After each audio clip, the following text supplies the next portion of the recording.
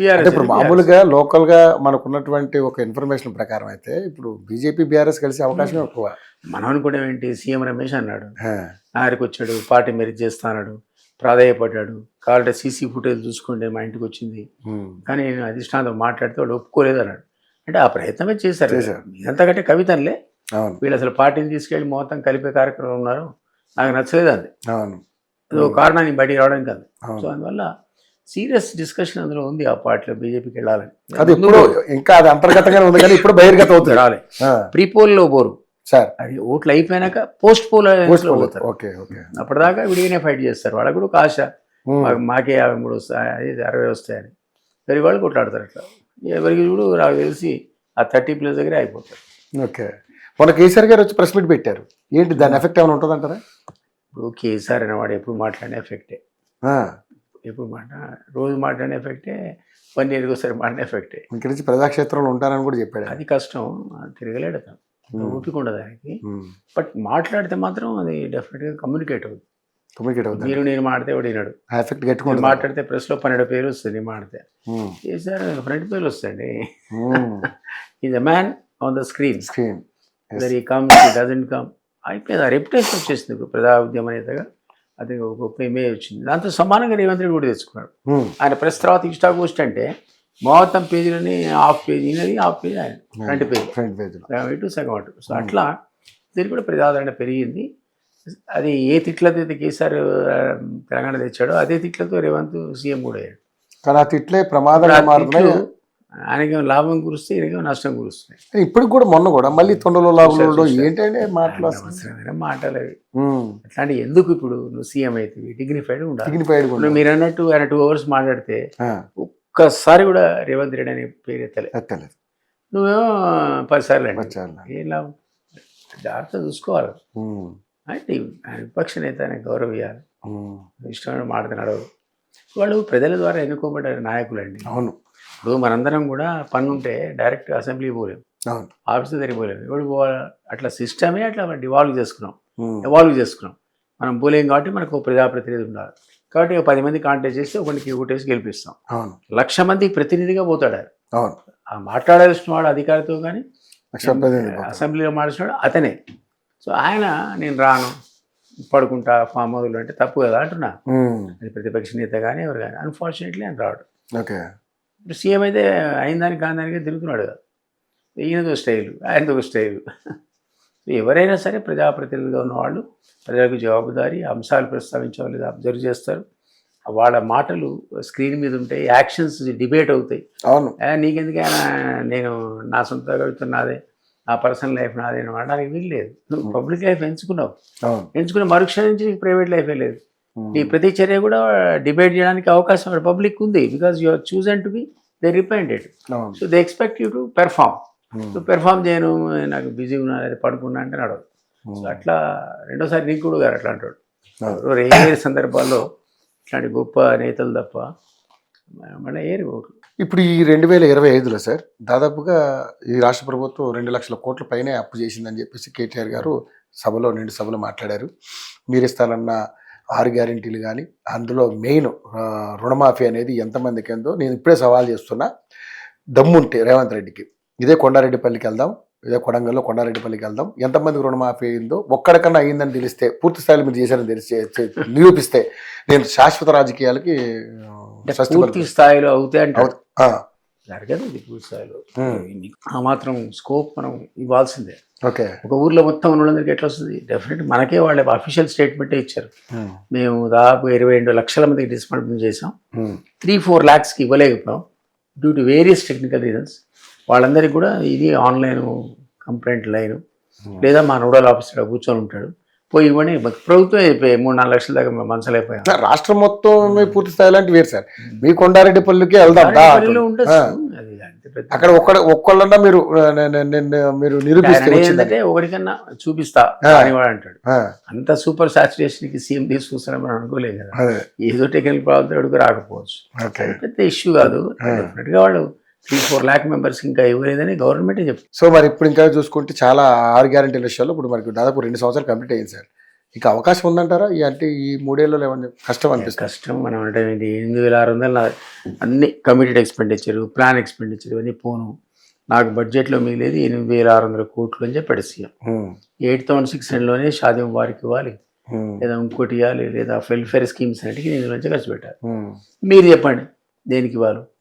అందుకే మందకృష్ణ ఆర్ కృష్ణ గారిని బడ్జెట్ అప్పు చెప్తా. వాళ్ళను ఈ పంచం రండి అన్నాడు. అంటే ప్రజలు వాళ్ళు కాదు ఎన్నుకునేది, మిమ్మల్ని అని ఎన్నుకుంటే మనం పంచుతాం. ఎన్నుకునేది నిన్ను కదా, నువ్వు ఎక్కడ తెస్తావు మాకెందుకు, అప్పు ఎక్కడ పెడతావు మాకెందుకు అన్నావు కాబట్టి చేయమని అడుగుతున్నాం. ఈ హామీలు ఇవ్వకపోతే చర్చ రాదు. ఎలక్షన్స్ లో హామీలు ఇచ్చి అధికారంలోకి వచ్చావు కదా, కేసీఆర్ కూడా అన్నాడు. మనకంటే డబుల్ త్రిబుల్ హర్రాదులాగా పెంచుకొని పోయి వాళ్ళు పబ్లిక్ మోసం చేసి అధికారంలోకి వచ్చారు. ఇప్పుడే తెల్లమోహం ఇస్తున్నారు, వాళ్ళకి అడ్మినిస్ట్రేషన్ చేయరావట్లేదు అన్నాడు. అంత వాస్తవం ఉంది కదా. 2 years అయిపోయింది మీరు అన్నట్టు. అవును, మరి ఇంకా ఇంప్లిమెంట్ కాకపోతే ఎట్లా యాక్సెప్ట్ చేస్తుంది పబ్లిక్? సో దానివల్ల కాంగ్రెస్ కొంత నెగటివిటీ ఉన్నమాట వాస్తవమే. స్థానిక సంస్థలో సహజంగా రూలింగ్ పార్టీకి అడ్వాంటేజ్ ఉంటుంది. ఇది ఇట్లే పోయి వీళ్ళు గతంలో చేసిన ఏం చేయకపోతే ఎమ్మెల్యే ఎలక్షన్స్లో, ఎంపీ ఎలక్షన్స్లో దీని ఇంపాక్ట్ అనేది ఖచ్చితంగా ఉంటుంది. అప్పుడు ప్రపోర్షనేట్గా కాంగ్రెస్ సీట్లు తగ్గడం, బీఆర్ఎస్ సీట్లు పెరగడం, బీజేపీ కూడా లేవడం వాళ్ళ కార్యాచరణని బట్టి. వాళ్ళకైతే మంచి వ్యాక్యూమ్ ఉంది, వాళ్ళు ప్లానింగ్ కరెక్ట్ బట్టి అనిపించట్లేదు. ఓకే, సో ఆ అవకాశం ఉంది. సో తెలంగాణ రాష్ట్రంలో అయితే సంకీర్ణ ప్రభుత్వం గ్యారెంటీ అంటారు పక్కా, నేను అనుకుంటున్నాను 100%. ఓకే. ఇదే సభలో పాడి కౌశిక్ రెడ్డి కూడా కామెంట్ చేశాడు సార్. ఏదైతే కల్వల ప్రాజెక్టుకి అప్పట్లో కేసీఆర్ హయాంలో 70 కోట్ల రూపాయలు ఖర్చు పెట్టి దాదాపు 6-7 లక్షల ఎకరాలకి 1000 ఎకరాలకి నీరు అందించాడు. అది కొంచెం ఇష్యూ అయింది. సో ఇప్పుడు మా ఏరియాలో కూడా ఒక కలవాటు మేము నిర్మిస్తూ ఉంటే దాన్ని రాఘవ కన్స్ట్రక్షన్ వాళ్ళు చేస్తూ ఉంటే దాన్ని బాంబులు పెట్టి పేల్చేశారు, మేడిగడ్డ ఎట్లా ఈ విధంగా అయితే పేల్చేశారు అని అన్నాడు. ఇక దాని మీద రచ్చ అయిపోయింది. మేడిగడ్డ నిజంగానే బాంబులు పెట్టి పేల్చారా? ఈ ఎందుకు సార్ బీఆర్ఎస్ రూమర్ ఉండింది అప్పుడు, కావాలని కుట్ర కోణంలో దీన్ని పేల్చారు. బాంబులు పెట్టి పేలిస్తే పడిపోయే నాశనకంగా కట్టారంటారా? అది ఎట్లా ఉండదు. ఇప్పుడు చెప్పే పాడి కౌశిక్ రెడ్డి ఏరియా అయినా అక్కడైనా ఉన్నటువంటి స్టోన్ ఫార్మేషన్స్ని మీరు బ్లాస్ట్ చేసే తీస్తారు. అవును, అది మైల్డ్ ఇంటెన్సిటీతో ఉంటాయి బాంబులు. పెద్ద పాకిస్తాన్ మీద వేస్తే, లేదా ఇంకొక హీరోషిమా మీద వేస్తే మొత్తం కూలిపోయేంత ఆ బాంబులు కావాలి. చిన్న న్యూక్లియర్ బాంబులు కాదు. ఒక పరిమిత సంఖ్యలో పరిమితిలో ఉన్నటువంటి బ్లాస్టింగ్ చేయకుండా స్టోన్ తీయలేరు.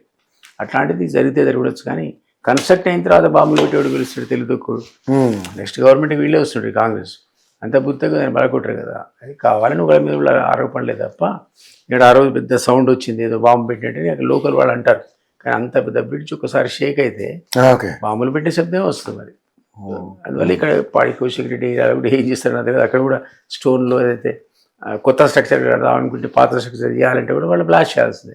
సో నాశనకంగానే కన్స్ట్రక్షన్ చేశారని జరిగిందని కనపడుతుంది కదా, కుంగిపోయింది కదా. మన నేషనల్ డ్యామ్ సేఫ్టీ ఈ టెక్నికల్ ఆస్పెక్ట్స్ ఏవి కన్సిడర్ చేయకుండా కట్టారు, దానివల్ల నాశనం పని అయిందని వాడు రిపోర్ట్ ఇచ్చారు. ఇప్పుడు ఈయన యాక్షన్ తీసుకుంటా దాన్ని సిబిఐకి ఇచ్చాడు. ఇప్పుడు సిబిఐ ఎప్పుడు వస్తుందో మనకు తెలియదు. ఏ కారణం చేత తన భుజాల మీద తీసి అవతల తోసేసాడు. కౌశిక్ రెడ్డి చెప్పేది కూడా అది ఆధారం ఉన్నటువంటి వ్యవహారాన్ని అనుకోరు. కానీ కేసీఆర్ కానీ కేటీఆర్ కానీ ఇప్పుడు కూడా అదే హోప్తో ఉన్నారు. వీళ్ళు అలాగే అరెస్ట్ చేయలేరు, కానీ వీళ్ళే రెచ్చగొడుతున్నారు. అరెస్టులు జరుగుతాయా? ఎందుకంటే నిరూపణ జరుగుద్దా? నేనైతే అనుకుంటున్నా అరెస్టులు తప్పవాలి. లోకల్ బాడీ అయిపోయిన తర్వాత 1 or 2 కేసెస్లో టెలిఫోన్ ట్యాపింగ్ కావచ్చు, ఇంకేదైనా కావచ్చు, కానీ తరపతి ఒకటి రేసిది కావచ్చు. ఇది ఒకటి సిబిఐకి ఇచ్చారు కాబట్టి వీళ్ళు అరెస్ట్ చేసే పరిస్థితి రాదు. సిబిఐ వాళ్ళు చెప్పింది కరెక్ట్ కాదో తేల్చాలి, మళ్ళీ దాని ఎంక్వైరీకి 6 నెలలు పెట్టాలి. ఇక్కడ మాత్రం ఈ 2 కేసులు క్లియర్ కట్గా కేటీఆర్ వైపు కేసీఆర్ వైపు చూపిస్తున్నాయి. సో ఈ రెండిట్లో అరెస్ట్లు అవుతాయని అనుకుంటున్నాను. అప్పుడు కొద్దిగా పొలిటికల్ ఎట్లా ఉంటుందో ఇంపాక్ట్ అనేది చూడాలి. ఒక్కోసారి పబ్లిక్ పాజిటివ్ తీసుకుంటారు, ఒక్కోసారి నెగిటివ్ తీసుకుంటారు. అయితే పోయింది అయిందిలే అంత పెద్ద లీడర్ లోపలేస్తామని ఒకసారి అంటారు. దాని ఇంపాక్ట్ అనేది ఇంకో 1 year ఉంది ఎలక్షన్ అప్పుడే చేస్తారు తప్ప మరి 6 నెలలకు ఎలక్షన్ చేయరు. చేస్తుంది వన్ సైడ్ కొట్టుకుపోయే అవకాశం ఉంటుంది, పబ్లిక్ పట్టించుకోరు. కాబట్టి ఇప్పుడు అయితే తేలుతుంది దాని కథ ఏంటో. కవిత పోయింది, 6 నెలలు పోయింది, ఆమె చెప్పుకుంటుంది ఎవరు పట్టించుకోలేదు, మా వాళ్ళు రాను కూడా రాలేదు. ఇవి అందరూ మర్చిపోయారు. టైం గ్యాప్ ఉంటే ఇమ్మీడియట్ ఎలక్షన్ ఏం లేకపోతే దాని ఇంపాక్ట్ ఉండదు. టైం గ్యాప్ ఎక్కువ ఉండి అదే తక్కువ ఉండి 6 months లో 4 నెలలు 6 months ఏముంది, ఆ 3 నెలలు జైల్లో ఇది ఎవరు దాని ఇంపాక్ట్ ఎలక్షన్ మీద పడదు. జార్జ్ ఫెర్నాండెస్ ఒక మహానేత ఉండేవాడు, దాదాపుగా 1 year జైల్లో ఉన్నాడు. ఆయన ఎంపీ కాంటాక్ట్ చేసి నామినేషన్ వచ్చి వేయడానికి కోర్టు పర్మిషన్ చేసి వచ్చాడు. Highest majority in the country వచ్చింది ఆయన. ఆయన ఒక్కడి కలవలేదు, నమస్కారం పెట్టి కూర్చున్నాడు, జైల్లో కూర్చున్నాడు. జైల్లో కూర్చొని గెలిచాడు. మరి Ramvilas Paswan Ramvilas even with highest majority. Janata Dal period చెప్తున్నాను నేను. సో ఈ టాప్ లీడర్స్ అంతా కూడా జైలు పోతే అప్పుడు ఆ జనతాలు ఏ మార్జిన్స్ ఎట్లా గెలిచారు, స్టాల్ వర్డ్స్. సరే అందరు ఇంటెలెక్చువల్స్ కూడా తన్నుకొని వచ్చారు, అది కొలాప్స్ అయిపోయింది. మళ్ళీ ఇందిరాంది గతంలో ఒకటి ఎక్కువ మెజారిటీ గెలిచింది, అది వేరే విషయం. మరి ఆ కరప్షన్ ఏమైంది, ఆమె ఎమర్జెన్సీ ఏమైంది మర్చిపోతారు పబ్లిక్. అయ్యో పాపం ఇందిరమ్మని అరెస్ట్ చేశారు అన్నారు, గోవింద కథ. అవును, ఎందుకంటే 60 ఏళ్లలో వీళ్ళు అవినీతి ఎక్కువ చేశారు, ఆ స్కామ్ ఈ స్కామ్ అన్నారు. తర్వాత జస్ట్ మర్చిపోయాయి. ఇప్పుడు కాంగ్రెస్ కూడా వాళ్ళకంటే వీళ్ళే ఎక్కువ అవినీతి పనులు అని అంటున్నారు పబ్లిక్. అట్లున్నప్పుడు ఇంకేముంటుంది, దాని ఇంపాక్ట్ అవినీతి పోయింది, అసలు అవినీతి చర్చే లేదు. రైట్. ఇంకొకసారి లాస్ట్ ఫైనల్, ఇప్పుడు ఈ సర్పంచులు గెలిచారు కదా సార్, గెలిచిన సర్పంచులందరూ కూడా ఇప్పుడు బీఆర్ఎస్ కూడా బట్టిగానే దాదాపుగా ఒక మంచిగా 5,000 చిల్లర వచ్చారు. మొత్తం 12,700 చిల్లరలో 5,000 చిల్లర వాళ్ళే గెలిచారు. సో వీళ్ళందరినీ ఇప్పుడు కాపాడుకోవడానికి హరీష్ రావు గారు ఒక మాట అస్త్రం వేశారు, ఉపయోగించారు. సో ఎవరు కూడా కంగారు పడి పార్టీలు మారాల్సిన అవసరం లేదు. ఎందుకంటే మన రాష్ట్ర ప్రభుత్వం మనకు రూపాయి మనకి ఎక్కడ అడ్డుకుంటుందని మీరు అలాంటి కంగారు పడాల్సిన లేదు. డైరెక్ట్ సెంట్రల్ గవర్నమెంట్ మీ ఖాతాల్లోకి వస్తాయి, సర్పంచుల ఖాతాలోకి మధ్యలో ఎవరు లేడు, ఈ రాష్ట్ర ప్రభుత్వం కూడా ఉండదని చెప్పాడు. ఏంటి సార్ నిజంగా అటువంటి పరిస్థితి? యాక్చువల్లీ ఏముందంటే మీరు అన్నట్టు ఈ సర్పంచుల నిధులు నేరుగా కేంద్రమే ఇస్తుంది. వీటి దగ్గర రూపాయి లేదు ఇవ్వడానికి. పాపం ఎక్కడ ఏవో పెన్షన్ డబ్బులు, ఇంకేదో డబ్బులు, గవర్నమెంట్ ఆఫ్ ఇండియా ఇచ్చేటువంటి రిలీజెస్ అన్ని కూడా వీళ్ళు డైవర్ట్ చేసి జీతపత్యాలకు వాడుకునే పరిస్థితి, అప్పుల మిత్తులకు వాడుకునే పరిస్థితి కూడా చూసాం మనం. సో దీనికి మన స్టేట్ ఫైనాన్స్ కార్పొరేషన్ ఉంటుంది, వాళ్ళు రికమెండ్ చేస్తారు ఈసారి స్థానిక సంస్థలకు 1,000 కోట్లు ఇవ్వండి, లేదు 12,000 కోట్లు ఇవ్వండి. ఎప్పుడు కూడా గవర్నమెంట్ 500 కోట్లు 600 కోట్లు మించి ఇవ్వలే, సగానికి సగం కోత పెడతారు. ఎందుకంటే మిగిలిన అవసరాలకు వాడుకుంటారు. అది ఉన్నది కాబట్టి ఆ పరిస్థితి అసలు సెంటర్ ఇచ్చేదే వీడు పూర్తిగా చేరినప్పుడు వీళ్ళు అదనంగా ఇచ్చేయలేదే హరీష్ రావు చెప్పింది కరెక్ట్. కానీ ఇష్యూ లోకల్గా అట్లా ఉండదు. ఇష్యూ ఎట్లుంటుంది అంటే పొద్దున్న లేసి వాడికి పోలీస్ స్టేషన్తో పని పడుతుంది, ఇంకెవరితో పని పడుతుంది, ఆఫీస్తో పని పడుతుంది. ఒక ఫోన్ చేస్తే నేను కాంగ్రెస్ సర్పంచ్ మారుతున్నా అన్న దానికోను నేను వెళ్ళిపోయాడైనా దీంట్లో ఇంకో పార్టీ బీఆర్ఎస్ అట్లా అంటే వింటాడా? పోలీసు వాడు వినడు, ఎవడు వినడు, ఆఫీసర్ కూడా. కాబట్టి అది ఈ వచ్చే డబ్బుల కంటే వాడికి అది ఇంపార్టెంట్. లోకల్ ఇన్ఫ్లుయెన్స్ అనేది చాలా పనిచేస్తుంది. కాబట్టి వాళ్ళంత ఈజీగా వేరే పార్టీలకు వస్తారనే దానికో నేతలు కేంద్రం ఇచ్చినా రాష్ట్రం ఇచ్చినా వీళ్ళు పార్టీ మారడం అనేది అంత ఈజీ కాదు. బట్ బీఫార్లతో గెలిచేటువంటి ఎంపీటీ జెడ్పీటీసీలు ఈసారి అలా జంప్ చేయాలని ఉండడానికి వీల్లేదు. ఎందుకంటే మన ఎమ్మెల్యేది గొడవ సుప్రీంకోర్టు డైరెక్ట్ ఆల్రెడీ 5 సర్టిఫికేట్ ఇచ్చాడు, ఇంకో 3 ఇవ్వాలి. ఇంత గందరగోళం ఉంది. కాబట్టి ఇప్పుడు ఆ జంప్ చేయాలని అంత ఈజీ కాదు. జెడ్పీటీసీని ఎంపీటీసీని హరీష్ రావు ప్రొటెక్ట్ చేసుకోగలుగుతాడు, కానీ సర్పంచ్ నువ్వు చేయలేదు.